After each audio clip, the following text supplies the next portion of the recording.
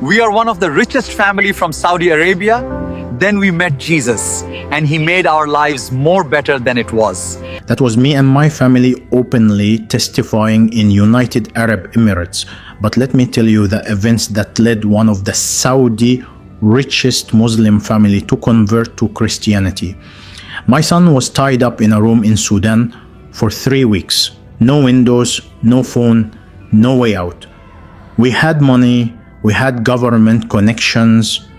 We had the most expensive crisis team in the Middle East working around the clock, and we had thousands of Muslims praying for him in mosques across 5 continents. Nothing worked. Nobody could find him. Nobody could reach the people holding him. Nobody could even confirm if he was still alive. We were one of the most powerful families in Saudi Arabia, and we were completely, utterly helpless.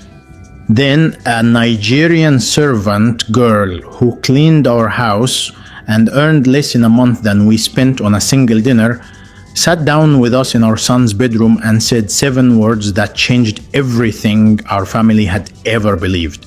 She said, "Let me introduce you to my Jesus." What happened next is something I cannot explain with money or diplomacy or logic or the religion I spent 40 years devoted to. What happened next can only be explained one way, and I am going to tell you everything. My name is Tariq Al-Rashidi, and I am going to tell you a story that will challenge everything you think you know about faith, wealth, and the God who answers when no one else can. I was born into one of the wealthiest families in Saudi Arabia. Not the kind of wealth that people read about in magazines and imagine from a distance. The kind of wealth that is so deep and so wide that it becomes invisible to the people living inside it, the way fish do not notice the water surrounding them. My father, Mansour Al-Rashidi, built an empire that stretched across multiple industries in the kingdom. Real estate, construction, trade, energy investments. His name carried weight in boardrooms from Riyadh to Dubai.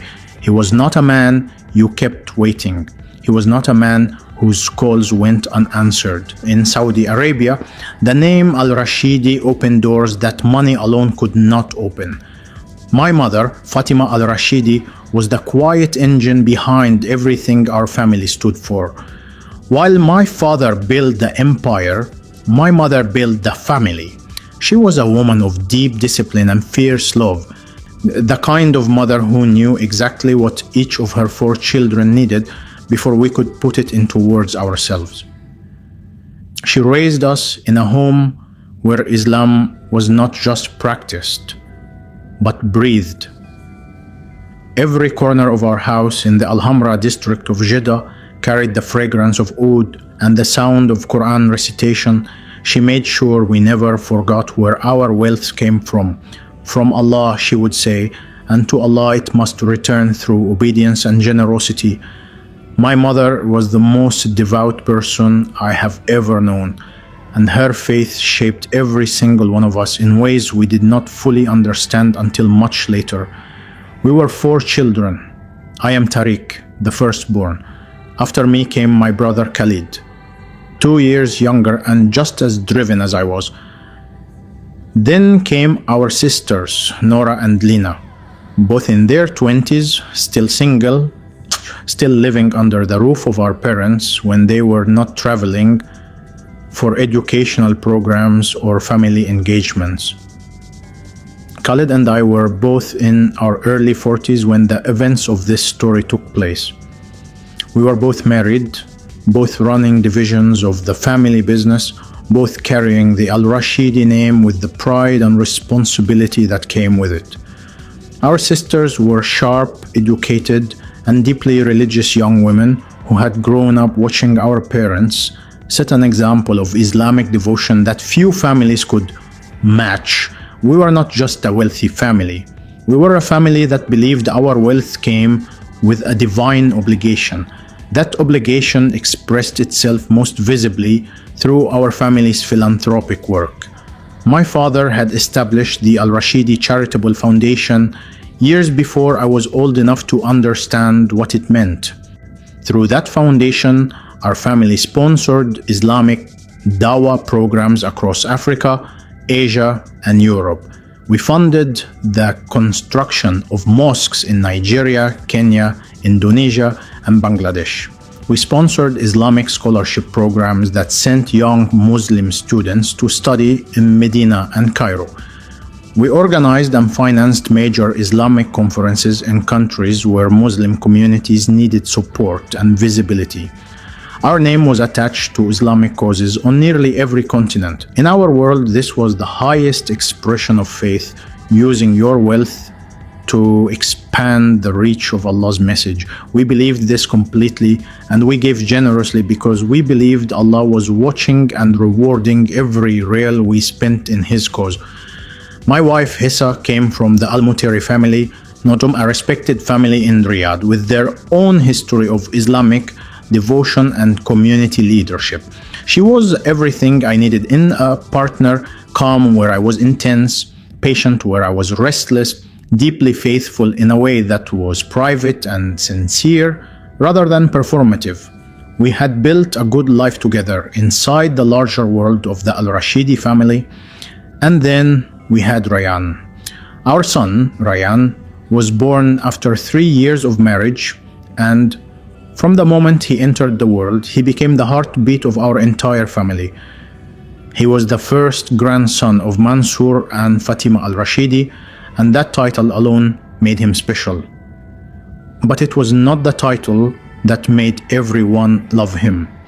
It was Rayan himself, his laugh, his curiosity, his sharp mind, and the way he could walk into a room full of serious adults and make every single one of them smile. My father called him the light of the family. My mother would hold his face in her hands and recite prayers over him every time she saw him.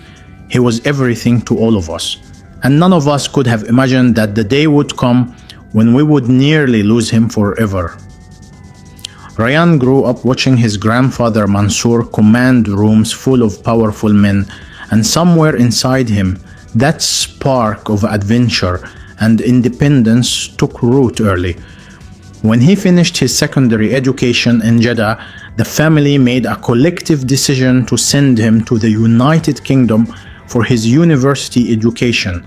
He enrolled at the University of Birmingham, studying business and economics, a choice that pleased my father greatly because it meant Rayan was being prepared to one day take his place in the Al-Rashidi business empire.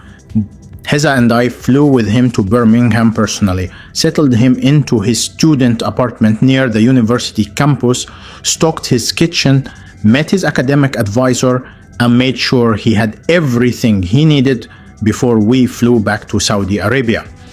We called him every day. My mother called him every other day. My father sent him messages every Friday after Jumu'ah prayers. Rayan was thousands of kilometers away, but he never felt far. What we did not know, and what Rayan never told us, was that university life in Birmingham was opening his eyes to a world far bigger and more diverse than the one he had grown up in. He made friends from different countries and different backgrounds, young men and women who carried a sense of freedom and curiosity that was infectious. Among his closest friends were two young men, one from Egypt and one from Ghana, both students at the same university, both with the same restless energy that Rayan had always carried inside him. The three of them spent their weekends exploring the city, attending cultural events, and dreaming out loud about places they wanted to see before the responsibilities of adult life closed in on them. Rayan was the kind of young man who dreamed with his whole chest. He did not just talk about things. He found ways to make them happen. It was during his second year at university that Rayan and his two friends began planning a trip to Africa. They had been talking about it for months, romanticizing the continent the way young people do when they have only seen it through documentaries and social media. They wanted to experience something real, something raw, by something that no luxury holiday could offer. They settled on Sudan partly because Ryan had heard his father and grandfather discuss business interests in the region, and partly because one of his friends had a distant relative living in Khartoum who had offered to host them. The plan was simple in the way that dangerous plans always appear simple to young men who have never faced real danger. Fly to Khartoum, spend 2 weeks exploring, and return to Birmingham before the next academic semester began. What was not simple, and what Ryan knew would cause immediate alarm, was telling his family. So he did not tell us. He told us he was staying in Birmingham for a short holiday with friends. He told Hissa and me that he needed time to rest before the new semester. He said it casually, the way young people say things they have rehearsed to sound unremarkable. We believed him without a second thought because Ryan had never given us a reason not to trust him.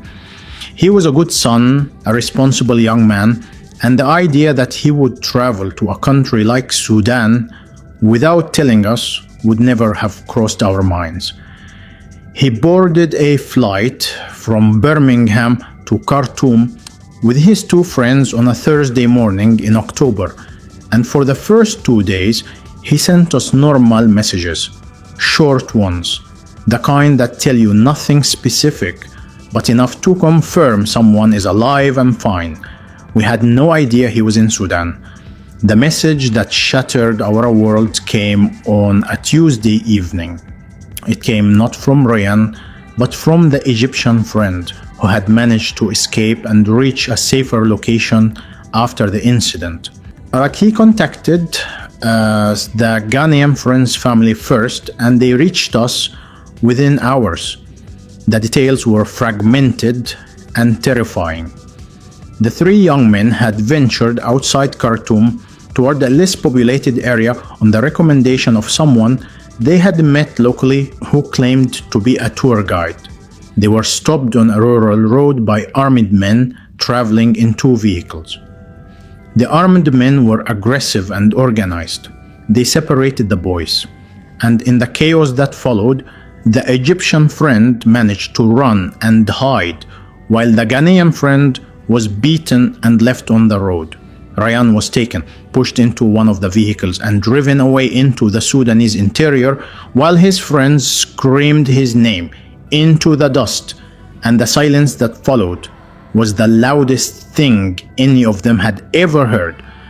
When Hissa and I received that news, the world as I knew it stopped rotating. Everything I had built, everything I owned, everything I had ever been proud of became meaningless in a single moment.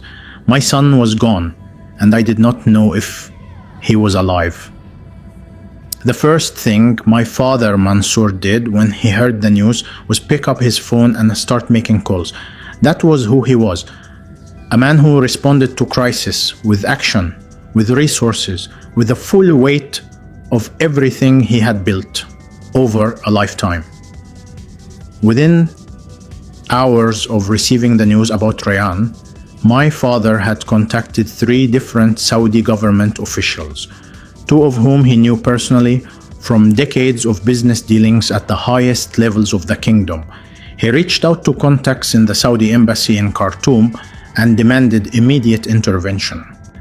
He hired one of the most expensive private security and crisis management firms operating in the Middle East, a company based in Dubai that specialized in hostage situations across conflict zones in Africa and the Arab world. Money was not a discussion. My father told them to deploy everything they had and send him the bill later. That was the Al Rashidi way. When there was a problem, you threw resources at it until it dissolved. Within the first 72 hours, we had a private security team on the ground in Khartoum, working alongside local contacts to gather intelligence on who had taken Ryan and where he might have been moved. My brother Khalid flew to Khartoum personally with 2 of our most trusted family advisors to coordinate efforts on the ground. The Saudi embassy in Khartoum raised the matter through diplomatic channels with the Sudanese government, and senior Sudanese officials were contacted and briefed. We were promised full cooperation. We were promised that the Sudanese security forces would prioritize the case. We received meeting after meeting, assurance after assurance, and update after update that amounted to nothing concrete. The intelligence was thin. Nobody could tell us which group had taken Rayan, what their demands were, or where they had gone after crossing out of the Khartoum region. Every leads our security team followed dissolved into dead end and silence. We made every effort to establish contact with whoever was holding Rayan. Our crisis management firm had experience negotiating with armed groups across the Sahel region, and they used every channel available to them: back channels, intermediaries, local tribal contacts, regional brokers who had experience moving between governments and armed factions. We put out a clear message through every available channel that we were willing to pay whatever ransom was demanded, that no figure was too high, and that we only wanted our son returned safely. We heard nothing back. Not a demand, not a voice note, not a single word from whoever had taken him. The silence from his captors was more terrifying than any demand could have been, because silence meant we had no leverage, no negotiation, no path forward that money could clear. It was my mother Fatima who turned the family toward prayer with the full force of her faith. She had been weeping since the moment she heard the news, but she had not stopped praying for a single hour. She contacted the imam of one of the most prominent mosques in Jeddah, a man my family had supported financially for years, and arranged for special prayers to be offered for Rayan's safe return. Through the Al-Rashidi Charitable Foundation's network of contact across the Muslim world, we arranged for prayers to be offered in mosques in Kuala Lumpur, Lagos, Cairo, Istanbul, and Jakarta. Islamic scholars we had funded and supported over the years were contacted and asked to lead their congregations in dua for our son. Thousands of Muslims around the world were praying for Rayan al-Rashidi by name, and every prayer felt like it was rising and hitting a ceiling and falling back to the ground unanswered. 3 weeks passed and Rayan was still gone. The private security firm had exhausted their primary intelligence networks in Sudan and were now pursuing what they described as secondary leads, which we all understood was a polite way of saying they had very little to go on. The diplomatic pressure had produced meetings and statements, but no results. The Sudanese authorities were either unable or unwilling to move decisively, and our contacts in the Saudi government were running out of official levers to pull. My brother Khalid returned from Khartoum looking like a man who had aged 10 years in 3 weeks. He sat in my father's sitting room in Jeddah and said words I will never forget. He said, "We have done everything a man can do, and it is not enough." My father sat across from him in silence. And for the first time in my entire life, I watched Mansour al-Rashidi have nothing to say.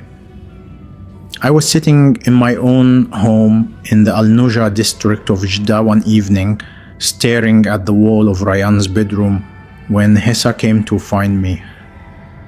She had been holding herself together with a strength that amazed me every day, but that evening her eyes told me she was reaching the edge of what she could carry. We sat together in that room, surrounded by our son's belongings, his books, his football trophies, his childhood photographs still pinned to the wall, and we held each other in a silence that said everything words could not. We had money, connections, influence, and faith, and none of it had brought our son home. We were the Al-Rashidi family, and we were completely powerless. Hessa and I sat in Rayan's bedroom for a long time that evening, Neither of us speaking, neither of us moving. The house was unusually quiet. The staff had learned to move softly and speak in whispers since the news of Rayyan's kidnapping broke. Nobody wanted to make noise in a house that was bleeding. It was in that quiet that Grace Adeyemi appeared at the doorway of the bedroom. She knocked softly before entering, the way she always did, with a gentleness that was characteristic of everything about her. Grace had been working in our household for 6 years. She was a Nigerian woman in her late 30s, originally from Ibadan, and she had come to Saudi Arabia through a legitimate domestic work agency that our family used for household staff. She was not just any servant, she was the most trusted person in our home after family members. The kind of person you forget is an employee because she carries herself with such quiet dignity and genuine care that she feels like family. Grace set a tray of tea down on the small table near the window and looked at both of us with eyes that held something deeper than sympathy. She had been watching our family fall apart for 3 weeks. She had seen my mother weep. She had watched my father age visibly. She had seen Hissa move through the house like a shadow of herself. And Grace had been doing what we did not know she was doing. She had been praying. Every night in her small staff quarters at the back of the house, Grace Adeyemi had been on her knees praying to her God for Rayyan. She had not said anything about it because she understood her place in our home, and she understood the religious boundaries that existed in a household as deeply Islamic as ours. But that evening, something changed in her. She told us later that she felt a strong push inside her that she could not ignore, like a voice telling her that it was time to speak. She stood near the doorway after setting the tray down, and she said quietly but clearly that she wanted to say something and she hoped we would not be offended. Hissa and I both looked at her. She said she had been praying for Rayyan every night since he was taken. She said she believed in a God who could reach into any situation, no matter how impossible it looked, and bring someone out safely. She said she wanted to ask us, with all the respect she had for our faith and our family, if we would be willing to pray to Jesus of Nazareth for Rayyan's return. The name landed in the room like a stone dropped into still water. I felt Hissa stiffen slightly beside me. I felt my own instinct rise up in the way it had been trained to rise up since childhood whenever anything outside of Islam was introduced into a conversation about God. But I did not speak immediately, and neither did Hissa. Something about the way Grace said it, the calm in her voice, the absence of any agenda or aggression, made us both pause. Grace did not wait for us to respond before she continued speaking. She told us about a man named Peter in the Christian New Testament, a man who was thrown into prison by a king who wanted him dead, chained between 2 soldiers with guards at the door. She said that while Peter slept in his chains, the church prayed for him through the night, and an angel of God walked into that prison, woke Peter up, removed his chains, led him past every guard, and walked him out through an iron gate that opened by itself.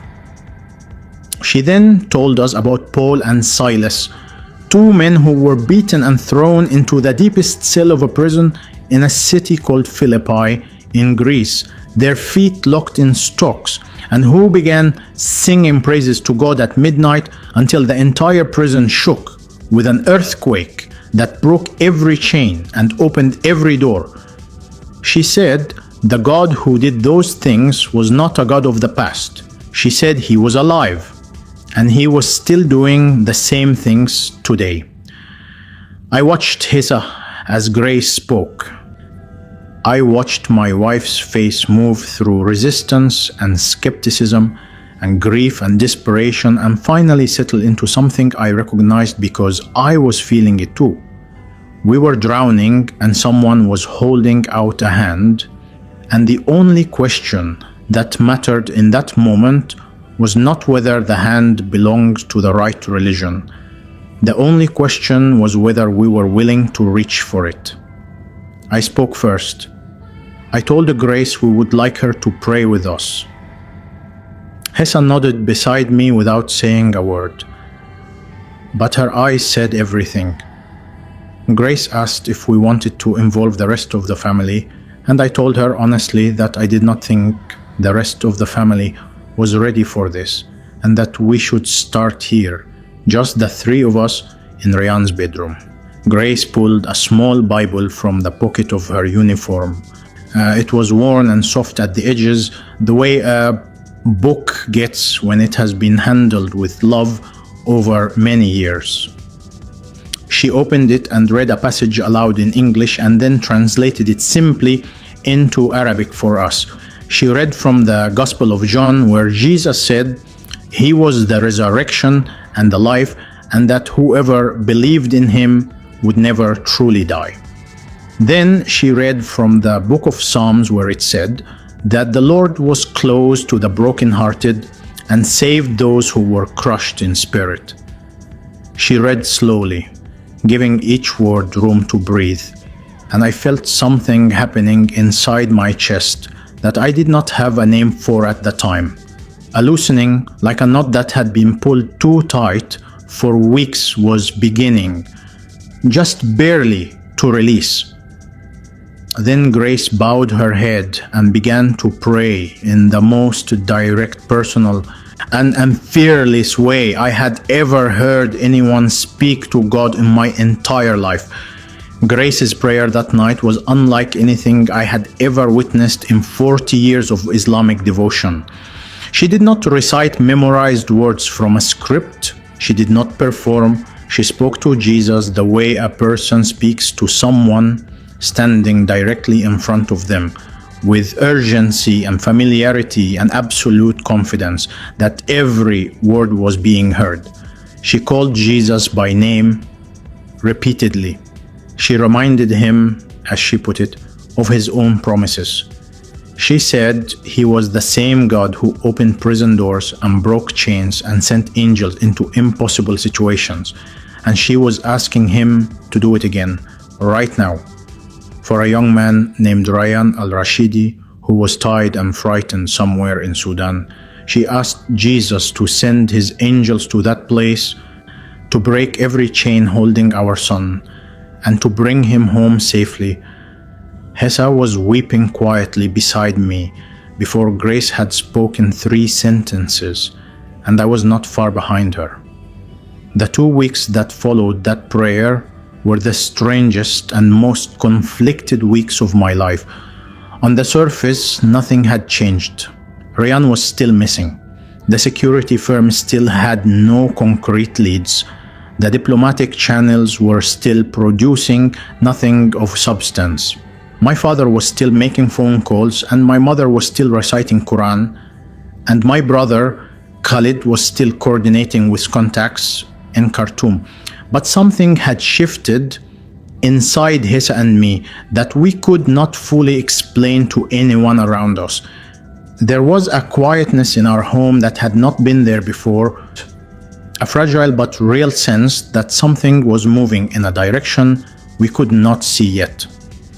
Every morning, Hessa would find Grace before the day began, and the 3 of us would gather in a quiet corner of the house, and Grace would pray again, simply and directly, calling on Jesus by name and standing on the promises she had read to us from her worn Bible. We said nothing to the rest of the family about what we were doing. This was a deliberate decision. I knew my father well enough to know that the suggestion of praying to Jesus in the al-Rashidi household would be met with immediate and fierce rejection. My mother, as loving as she was, would have been deeply wounded by the implication that Allah was not sufficient for our need. My brother Khalid, who was even more conservative, in his Islamic practice than my father, would have seen it as a betrayal of everything our family stood for, particularly given that our family name was attached to Islamic dawah work across the world. The timing was too sensitive and the grief in the house was too raw for that kind of confrontation. So Hessa and I carried it quietly, meeting with Grace each morning before the rest of the household was fully awake, praying in whispers and holding on to something we could not yet name, but could not bring ourselves to let go of. It was on a Thursday morning, exactly 14 days after Grace's first prayer in Rayyan's bedroom, that my phone rang with a number I did not recognize. The country code was Sudanese. My hands were shaking before I even answered. The voice on the other end was a man speaking Arabic with a Sudanese accent who identified himself as a police officer from the Khartoum North District Station. He said they had a young man in their custody who had been found wandering on Al Sitin Street in Khartoum 2 days earlier in a disoriented state. The young man had no phone, no identification documents, and no money, but he had been repeating a Saudi phone number from memory and asking anyone who would listen to, please call it.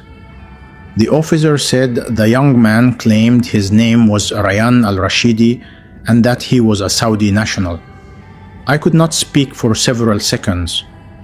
The officer asked if I was still on the line, and I said yes, in a voice I did not recognize as my own. I called my father before I had even ended the call with the Sudanese officer. I called Khalid immediately after. Within the hour, our entire family network was activated with a completely different energy than the desperate scrambling of the previous weeks. This time, it was not crisis management. It was retrieval. My father's contacts in the Saudi embassy in Khartoum were mobilized immediately. A private aircraft was arranged through a company my father had long-standing ties with, and Khalid was on a flight to Khartoum within 5 hours of my receiving that phone call. Our crisis management firm coordinated with the Khartoum North Police Station to ensure Rayyan's safety and comfort while the arrangements were being finalized. Hessa and I stayed in Jeddah, unable to eat, unable to sit still, days pacing the length of our home and holding each other and waiting for the moment that had felt impossible just 2 weeks before. Rayyan landed in Jeddah on a Saturday evening. We were all at the airport, the entire al-Rashidi family, my parents, Khalid and his wife, Nora and Lena, all of us standing in the arrivals hall with a collective heartbeat that was almost audible. When Rayyan walked through those doors, thin and pale and visibly shaken but alive and walking on his own 2 feet, my mother collapsed to her knees right there on the airport floor and began weeping so deeply that her whole body shook. My father, Mansour al-Rashidi, a man I had never once seen cry in my entire life, stood with tears streaming freely down his face and his hands raised toward the ceiling. I held my son for a long time without saying a single word, because there were no words in any language sufficient for that moment. We brought Rayyan home from the airport that Saturday evening, and the house filled with people within hours. Relatives, family, friends, business associates, mosque connections, everyone who had heard the news of his disappearance and had been praying for his return came to celebrate. There was food and tears and laughter and the kind of noise a house makes when relief replaces grief all at once.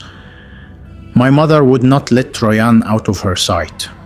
She kept touching his face the way she used to when he was a small boy, as if confirming repeatedly that he was real and present and not a dream she would wake up from. My father sat beside him the entire evening with his hand on Rayyan's shoulder, not speaking much, just anchoring himself to his grandson through physical contact. We let the evening run its course before the family finally gathered in the main sitting room late that night after the guests had gone to hear Ryan tell us what had happened to him. Ryan spoke slowly and carefully, the way people speak when they are still processing something that their mind has not fully made sense of yet. He told us about the ambush on the road outside Khartoum, the armed men, the vehicle he was pushed into, the hours of driving through terrain he could not identify because they had covered his eyes. He was taken to a compound that he described as a collection of low concrete buildings surrounded by dry, flat land with no visible landmarks. He was kept in a room with a dirt floor, a single small window too high to reach, and a metal door that was locked from the outside. His captors brought him food and water irregularly and spoke to him rarely, and when they did, it was in a dialect he could only partially understand.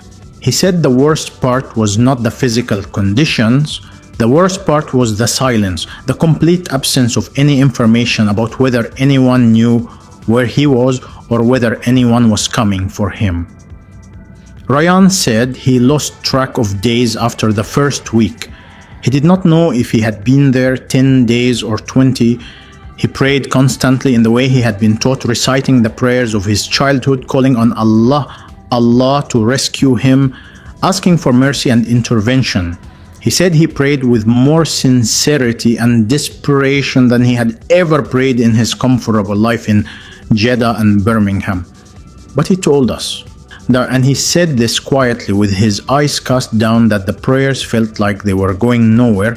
He said it felt like shouting into an empty room. He was not saying this to offend anyone in the family.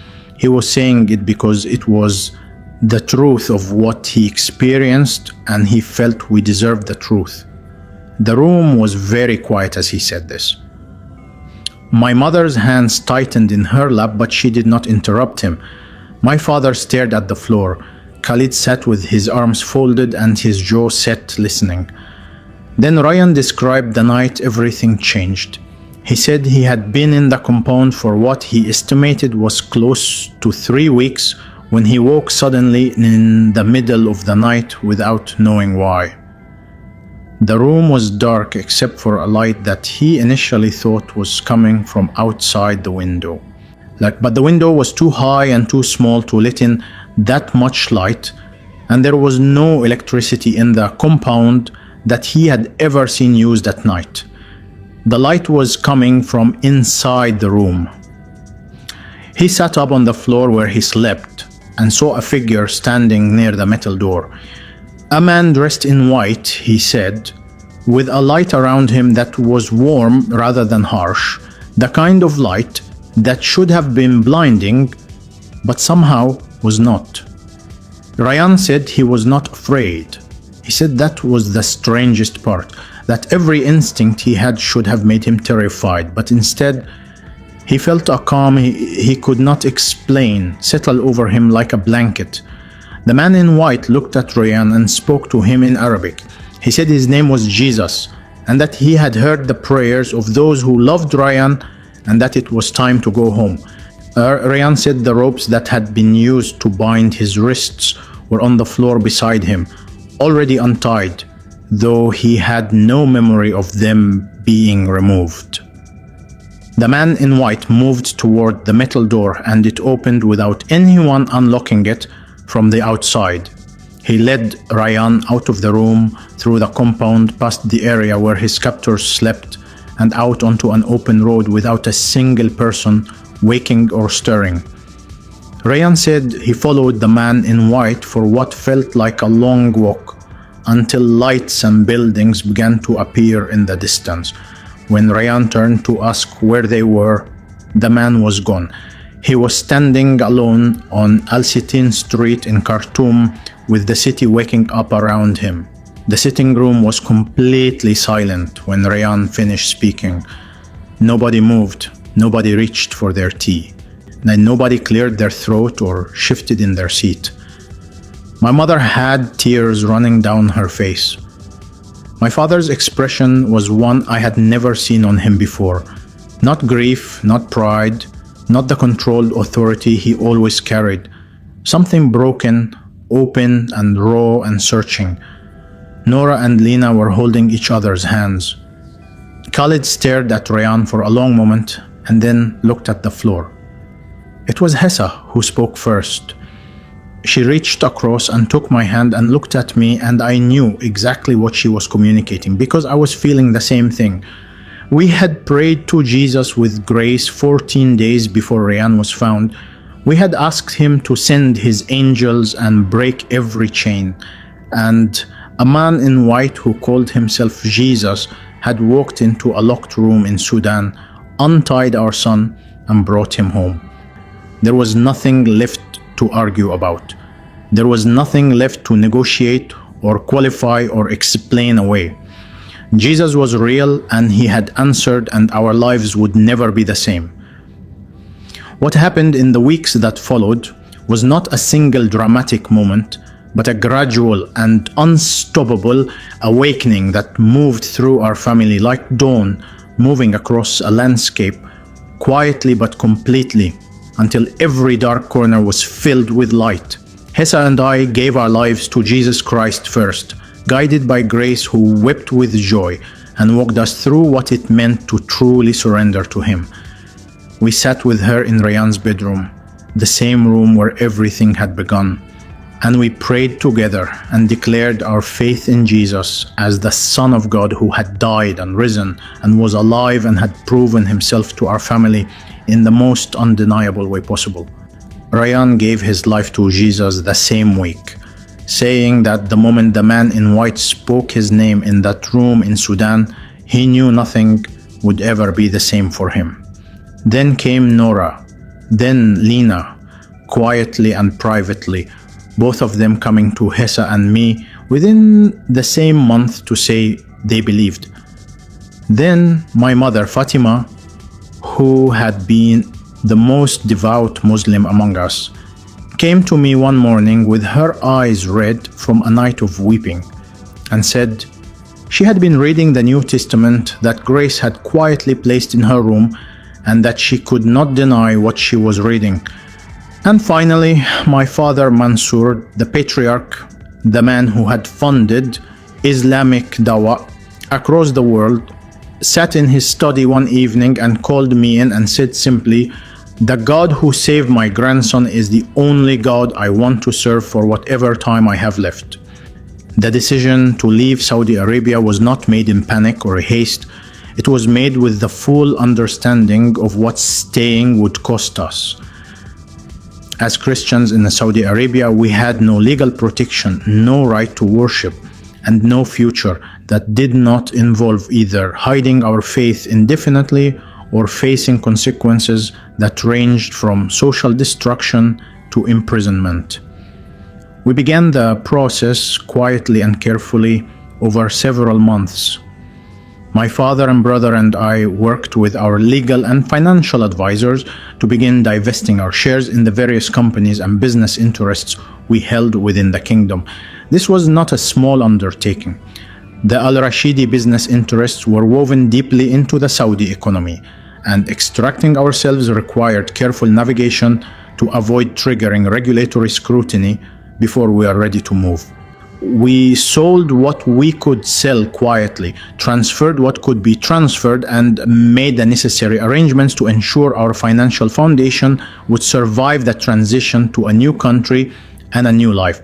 We chose the UAE, specifically Dubai, as our destination. It was close enough to feel familiar, cosmopolitan enough to offer the kind of anonymity a family like ours needed, and open enough that we could practice our new faith without the constant fear that defined life as a secret believer in Saudi Arabia. There were churches in Dubai, real ones, operating openly, with congregations from every nation on earth. The idea of walking into a church without looking over our shoulders was something none of us had ever experienced and all of us desperately needed. We arrived in Dubai as a complete family unit, Mansour and Fatima, Tariq and Hessa and Ryan, Khalid and his wife Nora and Lena, and Grace Adiemi, who we asked to come with us, not as a servant, but as the woman through whom God had reached our family and who had become as dear to us as any member of our own blood. I want to speak directly to everyone who has listened to this story from beginning to end.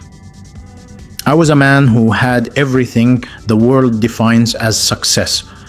I had wealth, I had influence, I had a family name that commanded respect across the Arabian Peninsula. And I had a faith I practiced with sincerity and generosity for my entire life. And when the moment came that mattered most, when my son was chained in a room in Sudan and every resource I had was exhausted and every prayer I knew had been prayed and heaven was silent, it was Jesus who answered. Not because we deserved it, not because we had switched religions correctly or performed the right ritual, but because Jesus is who he says he is. He is the God who opens locked doors. He is the God who breaks the chains. He is the God who walks into the darkest room and leads the captive out into the light. He did it for Peter. He did it for Paul and Silas. And he did it for my son Ryan on a dark night in Sudan. If you are carrying something too heavy for you to carry, if you have prayed every prayer you know and the silence is deafening, I want you to know that Jesus hears you. Call his name. He will answer. He answered a Muslim family from Saudi Arabia who barely knew who he was. He will answer you.